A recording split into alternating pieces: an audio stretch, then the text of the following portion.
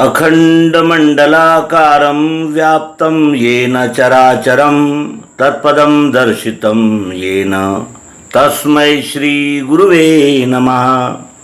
अज्ञानान्धस्य लोकस्य ज्ञानाञ्जनशलाकया चक्षुरुन्मीलितं येन तस्मै श्री गुरुवे नमः। अध्यात्म विश्व विज्ञान यूट्यूब चैनल पर उपस्थित अपने सभी अध्यात्म प्रेमी मित्रों का सादर समादर करते हैं और उनका धन्यवाद प्रेषित करते हैं कि वे सर्वांग योग मालिका को अध्यात्म विश्व विज्ञान यूट्यूब चैनल पर देख रहे हैं और जो प्रश्न शेष रह गए हैं हम उनका समाधान इन एपिसोड्स के माध्यम से पुनः कर रहे हैं। प्रश्न यह है कि तत्त्वम असि सर्वांग योग में मुमुक्षु ने श्री गुरु से प्रश्न किया है, तत्त्वम असि वो तुम ही हो, ये उसका सरल अर्थ है। तो वो तुम हो इसका स्पष्टीकरण ढूंढने के लिए मुमुक्षु ने इसके पूर्व श्रुति स्मृति शास्त्र पुराण आदि सभी ग्रंथ खंगाल दिए और उसमें बताए हुए युक्ति के अनुसार कर्मकांड भी करके देखा, लेकिन तो भी उसे सफलता नहीं मिली, उसे समाधान नहीं मिला। इसलिए कि तत्त्वम असि का केवल उसे शाब्दिक बोध मिला, उसे अनुभव नहीं मिला, उसे प्रत्यक्ष प्रायोगिक समाधान नहीं मिला।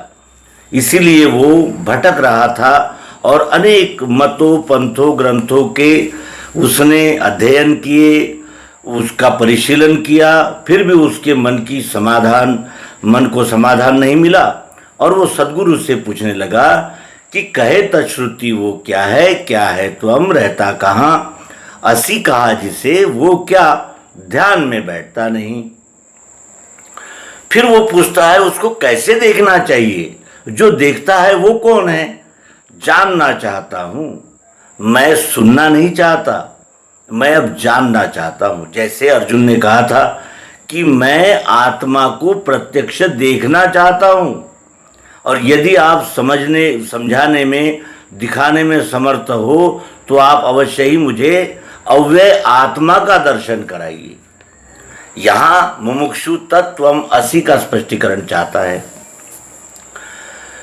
अब सद्गुरु ने कहा कि तुम्हें यदि अनुभव चाहिए तो अनुभव केवल बातों से नहीं मिलता, उसके लिए प्रत्यक्ष प्रयोग परीक्षण करना होता है और निरीक्षण के अनंतर ही निर्णय लिया जा सकता है कि ये बात सत्य है या गलत है। तो सद्गुरु ने कहा कि तुम अपने आगे कोई मिश्री का ढेला या बताशा रख लेना और उस पर प्रयोग करके देखना कि तत् क्या है, त्वम क्या है, असि क्या है और इस महावाक्य का इस पिंड के साथ क्या संबंध है और तत्त्वम असि ये किसके संदर्भ में पे कहा गया है, इसका स्पष्टीकरण सद्गुरु ने सर्वांग योग में किया है, जो हम अब जानेंगे। यथार्थ बोध होने को निज मूल का वस्तु में त्रिपुटी देखी कल्पना से स्वभाव ने।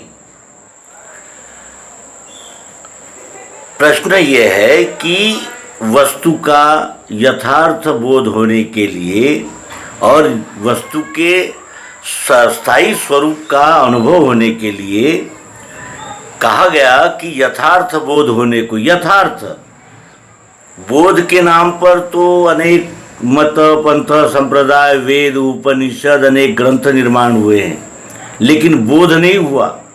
यहाँ सद्गुरु कहते हैं यथार्थ जैसा है वैसा, यथार्थ बोध होने को निज मूल स्वरूप का। वस्तु में त्रिपुटी देखी, इस वस्तु में तीन पुट देखे, एक पुट देखा अक्षर, दूसरा पुट देखा अक्षर और तीसरा पुट देखा नाम। अक्षर जो सतत रूपांतरण होने वाला भाव है, अक्षर जो स्थायी नित्य और जिसे कहते हैं कि अखंड सर्व में रहने वाली अस्थि भांति प्रिय रूप चाहत जरूरत प्रियत्व मिठास, और तीसरा भाव नाम, जो इन दोनों भावों का लय करता है। क्षर भाव सतत रूपांतरण होता रहता है और अक्षर भाव स्थायी है, नित्य है, अजन्मा है, पुराना है। और दोनों भाव नाम में लय होते हैं, जो तीसरा पुरुषोत्तम भाव है। कल्पना से ये त्रिपुटी को जाना। कल्पनाएं क्या थी? एक कल्पना थी, इसमें बदलने वाला क्या है? तो सबसे पहले हमने आंखों से रूप देखा, जो सतत बदलता ही रहता है। रूप इसका है, इसका है, इसका है, इसका, सबका रूप दिखता है आंखों से। आंखें प्रकाश के सहायता से रूप देखते हैं, तो रूप जो है वो बदल सकता है। इसे हम टुकड़े टुकड़े कर देंगे तो रूप बदल जाएगा, इसे हम जला देंगे तो रूप बदल जाएगा, इसको पानी में घोल देंगे तो ये द्रव रूप हो जाएगा। यानी इसके सतत रूपांतरण जारी ही रहेंगे। उसके अनंतर हमारे पास में कान है। कान से हमने ठोक बजा कर देखा। जैसा इस पदार्थों को ठोक बजा के देखा, वैसे ही हमने अपने आप को भी ठोक बजा कर देखा। इसको भी ठोक बजा कर देखा, इसको भी ठोक बजा कर देखा। हर वस्तु को हमने ठोक बजा कर देखा तो हमें शब्द सुनाई देता है कान से। जब तक अवकाश न हो, स्पेस न हो, तब तक आवाज़ नहीं आती। इसका अर्थ यह है कि स्पेस से कान बने हैं और कान से शब्द सुनाई देता है। सर्व ओर, ये के कण से लेकर इस पिंड ब्रह्मांड में सर्व ओर वो शब्द व्यापक रूप से ओतप्रोत भरा हुआ है, लेकिन प्रयोग करने पर ही दिखेगा, और दिखेगा कान से। फिर वस्तु में स्पर्श है। हमने स्पर्श किया, यहाँ किया, यहाँ किया, यहाँ किया, जहाँ कहीं स्पर्श किया हमें ठंडा, गरम, मुलायम, कड़ा ऐसा अनुभव आया। और ये अनुभव यही नहीं आया, इस वस्तु में तो आया ही, लेकिन यहाँ भी आया, सर्व ओर आया। तो त्वचा से हमने स्पर्श का अनुभव लिया, और स्पर्श त्वचा से आता है, और त्वचा ये वायु तत्व की देन है हमें। वायु तत्व त्वचा के रूप में उपस्थित है, जिससे छूने पर हमें स्पर्श का अनुभव आता है। फिर चौथा साधन हमारे पास में है जिह्वा। जिह्वा से हमने इसे चखा, तो यहाँ हमें स्वाद का अनुभव मिला, यहाँ भी अनुभव मिला, यहाँ मिला। जहाँ जहाँ हमने जीभ लगाई हमें स्वाद का अनुभव मिला। तो वो स्वाद का अनुभव जीभ ने कब दिया? जब वो गीली रही तब। गीली होते ही, गीली है तभी वो रस का अनुभव दे पाती है। अब ये जीवा से हमने जहाँ कहीं जीवा को लगाया तो हमें रस का अनुभव हुआ, क्योंकि जल तत्व से जीभ बनी है और जीभ से रस का अनुभव आता है। हमने मीठा, खारा, खट्टा स्वाद देखा जीभ से। ये आंखें नहीं बता सकी, जीभ ने बताया। फिर हमारे पास में पांचवा साधन नाक है। नाक से हमने इसे सूंघा, यहाँ सूंघा, यहाँ सूंघा, जहाँ कहीं हमने सूंघा हमें गंध का अनुभव आया, और गंध नाक से अनुभव आता है। और नाक से गंध कब अनुभव में आता है? जब वो नाक में नज़ला जुकाम न हो, और नज़ला जुकाम होने पर हमें गंध का अनुभव नहीं आता। लेकिन पृथ्वी तत्व से गंध बनी है, ये बात गीता भी स्पष्ट करती है। पुण्यो गंधा पृथ्व्यांच, गंध ये पृथ्वी का गुण है। इस प्रकार हमने शब्द, स्पर्श, रूप, रसगंध, इनको आँख, कान, नाक, त्वचा, जीभ, इन ज्ञानेंद्रियों से देखा, प्रत्यक्ष प्रयोग करके देखा। अब संशय का कोई स्थान नहीं बचा। अब हमारे पास इन पांचों ज्ञानेंद्रियों के अलावा एक और ज्ञानेंद्रिय है, वो है मन। मन सूक्ष्म है। हमने देखा कि इसमें सूक्ष्म क्या है, तो सूक्ष्म हमें इसमें 3 गुण दिखे। हमने इस पर प्रयोग किया। इसे हमने सर्वप्रथम पीस करके घी के साथ सेवन किया, तो हमें खाते समय भी अच्छा लगा, परिणाम भी अच्छा हुआ। यानी उपयोग में भी अच्छा, परिणाम में भी अच्छा। अच्छा ही अच्छा सत्वगुण कहलाता है। फिर हमने इसको बारीक करके जल के साथ पिया, शरबत के रूप में। पीते समय अच्छा लगा, लेकिन परिणाम क्या हुआ? मिश्री का स्वभाव है उष्ण, वो पेट में गई, दाहजलम निर्माण की, और जल ठंडा था जो सर में चढ़ गया, सर्दी जुकाम हो गया। उपयोग में अच्छा, परिणाम में बुरा, ये रजोगुण कहलाता है। फिर हमने इस वस्तु को ऐसे ही चबाना चाहा, क्या हुआ? मसूड़े छिले, दांत गिरे और पेट में नीली शक्कर गई तो ऊष्मा निर्माण हुआ। यानी परिणाम से उपयोग तक और उपयोग से परिणाम तक बुरा ही बुरा अनुभव तमोगुण कहलाता है। ये 3 गुण हमने मन से देखे। ये अष्टधा है, 8 अष्टधा प्रकृति, और ये अष्टधा प्रकृति क्षर भाव है। ये क्षर भाव है और ये अष्टधा प्रकृति जब इकट्ठा होती है तब इसे प्रकृति कहते हैं, क्षर कहते हैं, गुण साम्य कहते हैं। इस पदार्थ में ये 8 भाव अनुस्यूत एक रूप से उपस्थित है, लेकिन अभी साम्य भाव में है। जब हम बजाएंगे तो शब्द सुनाई देगा, छुएंगे तो स्पर्श सुनाई देगा, दिखाई देगा, और सूंघेंगे तो गंध, देखेंगे तो रूप, चखेंगे तो स्वाद, ये प्रकट हुए। फिर हमने इस पर प्रयोग किया तो 3 गुण निर्माण हुए। तो क्या ये 3 गुण इसमें है? इसमें नहीं है, कैमरे में नहीं है, हम में नहीं है। यदि हम अच्छी बातें कर रहे हैं तो सतोगुणी है, व्यवहारिक बातें कर रहे हैं, अच्छी बुरी बातें कर रहे हैं तो हम रजोगुणी हैं, और हम बुरी ही बुरी बातें करें तो तमोगुणी है। कोई भी वस्तु में, ये माचिस है, ये व्यवस्थित जल गई, हमारा काम हुआ तो ये सतोगुणी है। कुछ जली, कुछ लकड़ियाँ बेकार गई, अग्नि निर्माण नहीं हुआ, लेकिन बाद में हुआ तो कुछ अच्छी कुछ बुरी है। और ये भीग गई है, कोई उपयोग की नहीं है, और इससे अग्नि निर्माण बने प्रज्वलित हो ही नहीं रहा तो ये तमोगुणी है। हर वस्तु सतोगुणी, रजोगुणी, तमोगुणी होती है। एक गुण प्रधान होता है, 2 गुण गौण होते हैं। देखना यह है हमें कि ये 8 इस शरीर से लेकर के तो यच्चावत सृष्टि में उपस्थित है। अब यहाँ अग्नि है, यहाँ आकाश है, यहाँ पृथ्वी है, यहाँ जल है, और यहाँ त्वचा में वायु है। मन भी हमारे पास है, मन से हमने 3 गुणों को देखा। ये अष्टधा सतत रूपांतरण होता है। फिर दूसरा भाव है अक्षर भाव, अस्थि भाति प्रिय रूप अक्षर भाव। ये प्रिय है, कैसा प्रिय है? खाने के लिए, ये प्रिय है देखने के लिए, ये प्रिय है बोलने के लिए, ये प्रिय है पहनने के लिए, ये उपयोग है कंप्यूटर का चलाने के लिए, कुर्सी बैठने के लिए, लाइट प्रकाश के लिए। इस विश्व में ऐसी कोई चीज़ है ही नहीं जिसमें प्रियत्व न हो, और वो चाहे लाख आकार बदले लेकिन वो प्रियत्व समाप्त होता ही नहीं। इसको हमने टुकड़े टुकड़े किए तो भी मिठास है, जल में मिलाया तो भी मिठास है, घी में मिलाया तो भी मिठास है, ऐसे ही चबाया तो भी मिठास है। वो प्रियत्व वस्तु को छोड़ता ही नहीं, क्योंकि उसी प्रियत्व ने इस वस्तु का आकार धारण किया है। इस आकार से इसमें भरी हुई मिठास अलग की जा सकती है? नहीं की जा सकती। और इसमें व्याप्त शब्द स्पर्श रूप रस गंध अलग किए जा सकते हैं? नहीं किए जा सकते। तो ये तीसरा भाव, त्रिपुटी का तीसरा भाव नाम है। नाम रखते ही वस्तु का संपूर्ण बोध हो जाता है। अब इसका नाम यहाँ मिश्री है तो इसका यहाँ नाम स्वानंद है, इसका नाम कैमेरा है, इसका नाम कुर्सी है।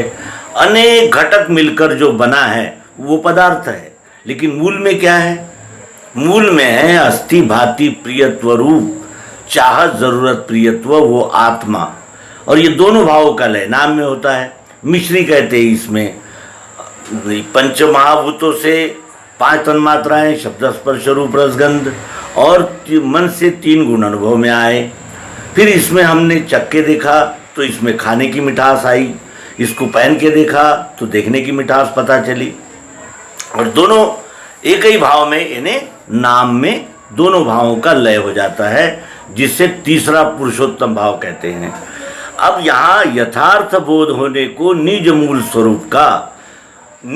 स्वरूप का यथार्थ बोध होने के लिए वस्तु में त्रिपुटी देखी, कल्पना से 3 प्रकार की कल्पना की।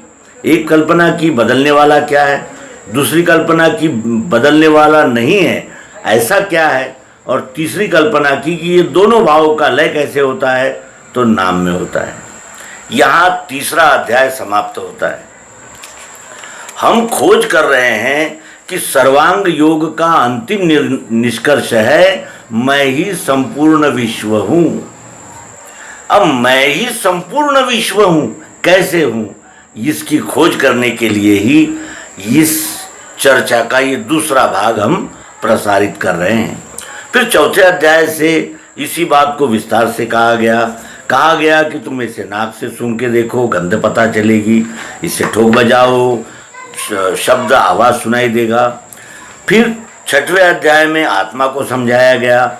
अक्षर आत्मा को समझने के लिए हमें सात्विक वृत्ति की आवश्यकता है। हमारा अंतःकरण यदि रजोगुणी है तो हम कामना प्रधान व्यक्ति है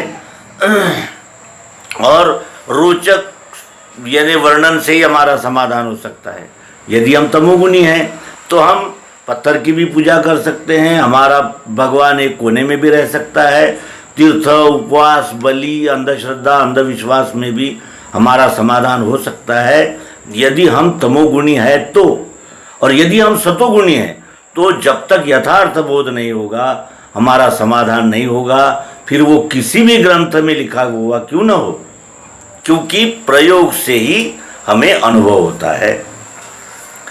अब कहा गया कि वेदों के नेति का शेष, वो नेति का शेष क्या था? वेदों ने नेति नेति क्यों कहा? चारों वेदों ने अंतिम घोषणा की है नेति। नेति का अर्थ होता है इतना ही नहीं, इतना ही नहीं। वेदों ने क्या कहा कि सूर्य चंद्र उस परमात्मा की आंखें हैं। सही है, सूर्य चंद्र परमात्मा की आंखें हैं, लेकिन परमात्मा कण कण में कैसे व्याप्त है और परमात्मा से हमारा अटूट संबंध कैसे है, ये वेद नहीं बता सका। क्यों? क्योंकि वेदों के पास सद्गुरु युक्ति नहीं थी। प्रत्यक्ष वस्तु को समक्ष रखकर प्रयोग के द्वारा सत्य जब तक उद्घाटित न किया जाए तब तक समाधान हो ही नहीं सकता। नीति अर्थात शेष कुछ न कुछ रहेगा ही रहेगा, संपूर्ण सिद्धांत का आकलन नहीं हो सकता। अब ये मिठास अक्षर आत्मा है जो निराकार है। निराकार क्यों कहा? क्योंकि हर आकार में ये मिठास है। यहाँ इस आकार में देखने की मिठास है, यहाँ इस आकार में सूंघने की मिठास है, यहाँ इस आकार में खाने की मिठास। निरे निरे आकारों में वो चाह, जरूरत, प्रियत्व रूप मिठास ही उपस्थित है और ये दोनों भाव अलग नहीं हो सकते। और यदि इस वस्तु में व्याप्त चाह, जरूरत, प्रियत्व रूप आत्मा अपने आप को देखना चाहेगी तो क्या देख सकती है? जब भी इसमें व्याप्त चाह, जरूरत, प्रियत्व रूप, इसमें अपना चाह, जरूरत, प्रियत्व रूप अगर देखने की इच्छा करेगी ये मिठास, चाहत, क्या दिखेगा? आकार ही दिखेगा। आकार के बगैर वस्तु का संपूर्ण स्वरूप दर्शित नहीं हो सकता। क्यों? आकार में क्यों?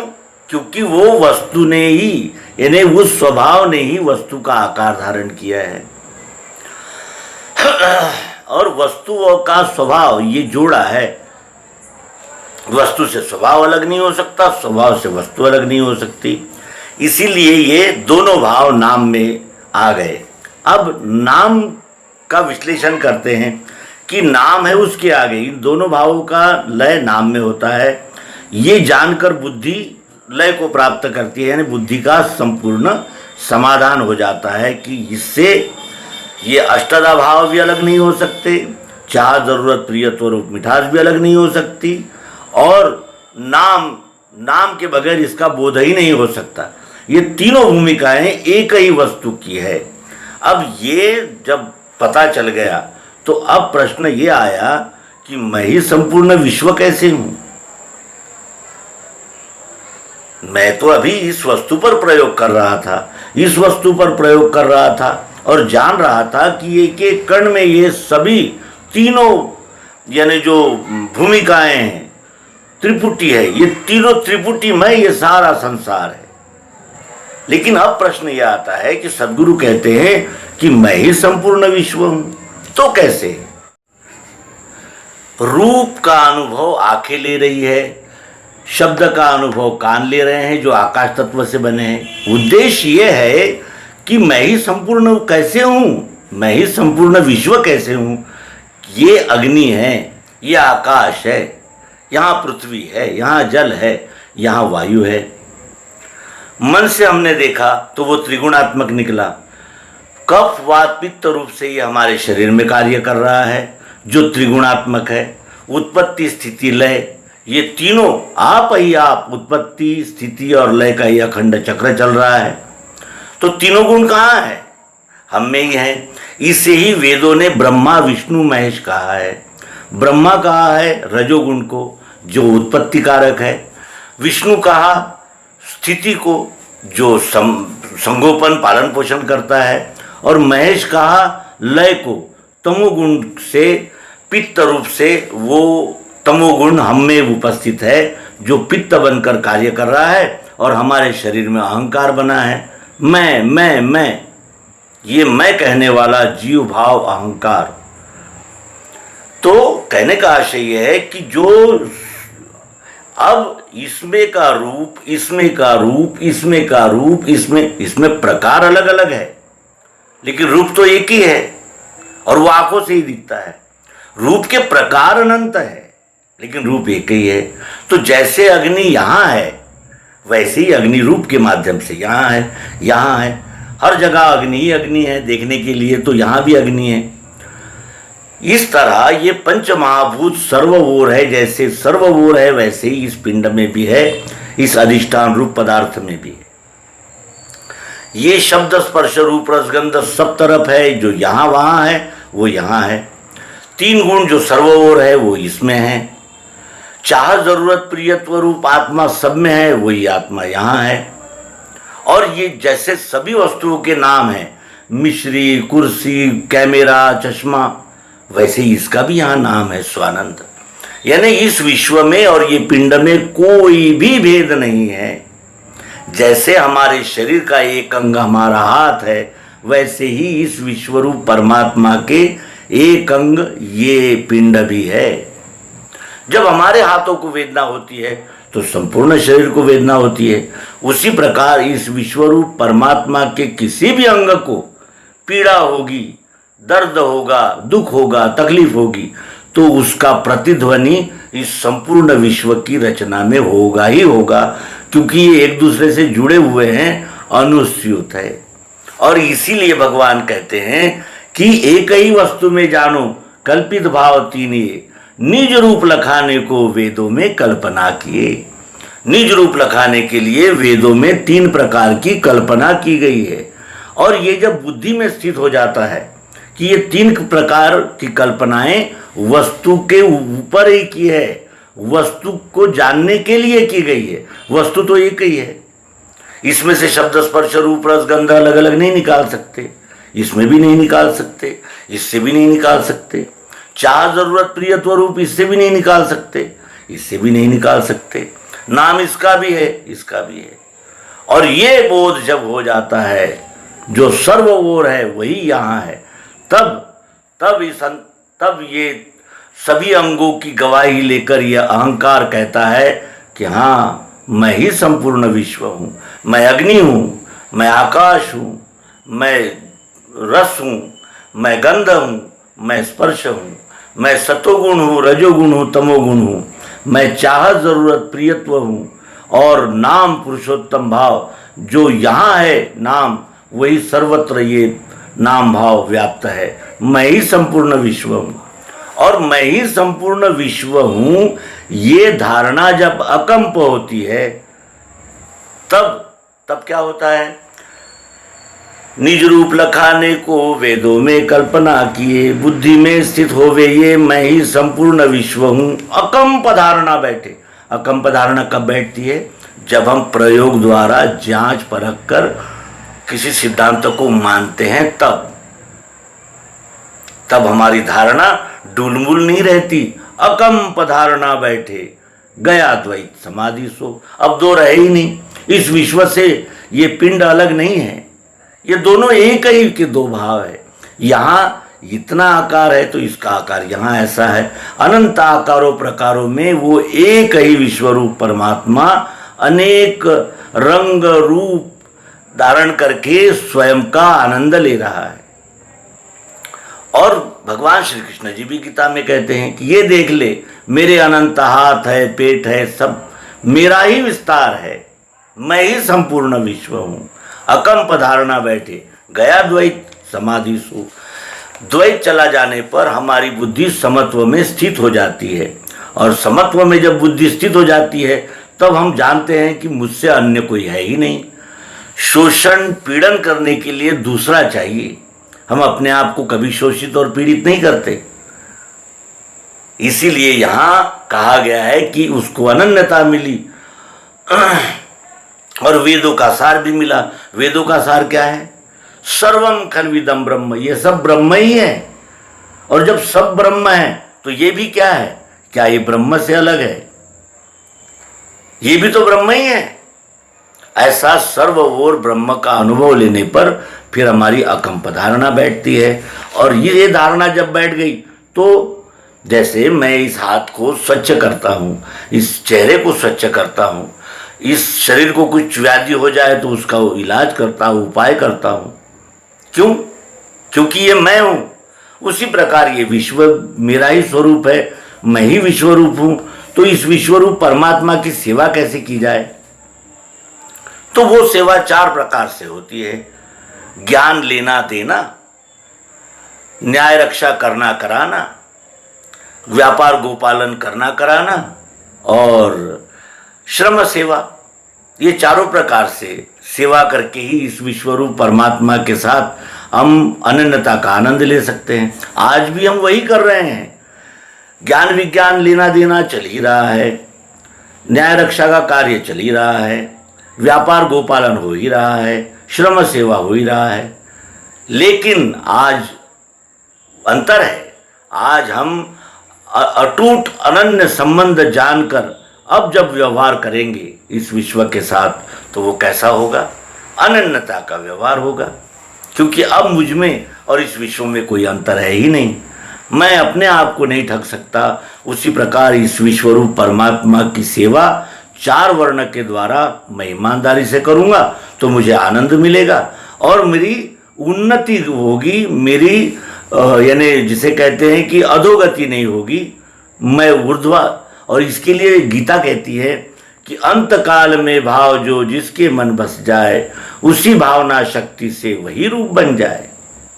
यदि शोषण पीड़न की कल्पनाएं हमारी समाप्त हो गई, अकंप धारणा बैठी कि मैं ही संपूर्ण विश्व हूँ, तो फिर द्वैत का कहाँ भाव रहा? और जब द्वैत ही नहीं रहा तो चारों वर्ण के कर्म, भेदभाव, पक्षपात, मेरा तेरा, मोह, छल, काम, क्रोध, मद, मोह, मत्सर, इनसे छोड़कर प्रामाणिकता से इस विश्व की सेवा होगी।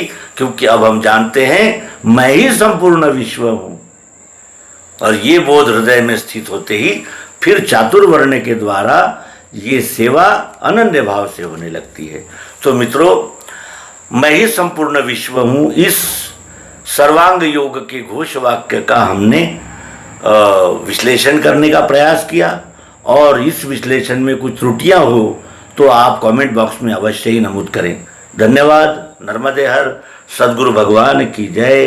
विश्वरूप परमात्मा की जय। ओम शांति शांति।